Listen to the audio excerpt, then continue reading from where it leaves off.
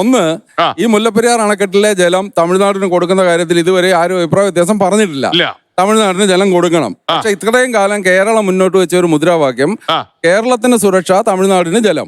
ഇനി തമിഴ്നാടിന് ജലം എന്നുള്ളത് അവരേറ്റെടുക്കട്ടെ, കേരളത്തിന് സുരക്ഷ എന്നുള്ള മുദ്രാവാക്യം കേരളം ഏറ്റെടുക്കണം. നമുക്ക് പ്രധാനം അതാണ്, വെള്ളം കൊടുക്കണ്ടെന്നല്ല അതിനർത്ഥം. രണ്ടാമത്തെ കാര്യം അദ്ദേഹം ഇവിടെ പറഞ്ഞു മുല്ലപ്പെരിയാർ അണക്കെട്ടില്ലെങ്കിൽ തമിഴ്നാട്ടിൽ അണക്കെട്ടില്ലെന്ന്. ഞാൻ അൻവർ ബാലസിംഗത്തെ വെല്ലുവിളിക്കുന്നു. മധുര റീജിയനിലുള്ള 27 അണക്കെട്ടുകൾ പിന്നെ എന്താണ്? മുല്ലപ്പെരിയാർ അണക്കെട്ടിലെ ജലം ഉപയോഗിച്ച് നിങ്ങൾ വൈകയിൽ ഒരു അണക്കെട്ടുണ്ടാക്കി. ബാക്കിയുള്ള പേച്ചിപ്പാറ അണക്കെട്ട് എവിടെയാണ്? പെരിഞ്ചാണി അണക്കെട്ട് എവിടെയാണ്? അല്ല, മണിമുത്തൂർ അണക്കെട്ട് എവിടെയാണ്? മധുര റീജിയനിലെയാണ്. മുല്ലപ്പെരിയാർ അണക്കെട്ട് നിർമ്മിക്കുമ്പോ തമിഴ്നാട്ടിലേക്ക് ജലമെടുക്കുന്ന, മധുര റീജിയനിലേക്ക് ജലമെടുക്കുന്ന ഏക അണക്കെട്ടാണ് മുല്ലപ്പെരിയാർ. തമിഴ്നാട്ടിലെ 5ാമത്തെ അണക്കെട്ടാണ്.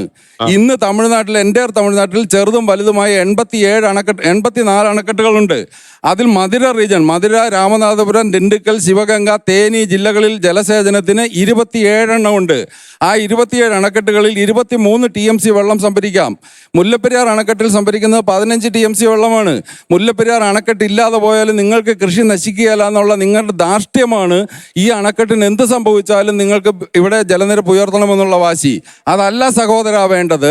ഈ അണക്കെട്ടിന്റെ കാലപ്പഴക്കം കണക്കിലെടുത്ത് ഇവിടുത്തെ ജലനിരപ്പ് താഴ്ത്തി നിർത്തി ഇവിടെ നിന്നുള്ള പരമാവധി വെള്ളം നിങ്ങൾ അവിടെ സംഭരിക്കും. നിങ്ങൾക്ക് ഇഷ്ടം പോലെ ലാൻഡ് ഉണ്ട്. നില്ല ഞാനൊന്ന് പറഞ്ഞോട്ടെ, നിങ്ങൾക്ക് ഇഷ്ടം പോലെ ലാൻഡ് ഉണ്ട്. നിങ്ങൾക്ക് അവിടെ പുതിയ തടയണകൾ നിർമ്മിക്കാം. നിങ്ങൾ ഇവിടെ നിന്ന് സർപ്ലസ് ആകുന്ന വെള്ളം അവിടെ കൊണ്ടുപോയി സംഭരിക്കുക. നിങ്ങൾ എന്ത് വേണേലും ചെയ്യ്, ഇവിടെ സംഭരിക്കാതെ.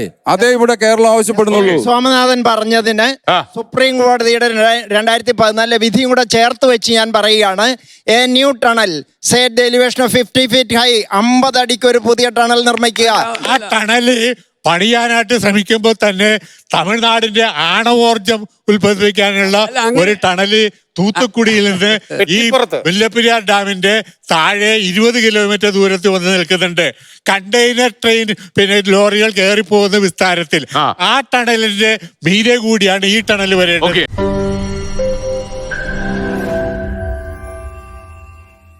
ലോകത്തെവിടെയായാലും ഏത് സമയത്തും 24 വാർത്തകളും ഓഗ്മെന്റഡ് റിയാലിറ്റി പാക്കേജുകളും എക്സ്പ്ലെയിനറുകളും വിശദമായി കാണാൻ ഞങ്ങളുടെ യൂട്യൂബ് ചാനൽ നിങ്ങൾക്ക് സബ്സ്ക്രൈബ് ചെയ്യാം.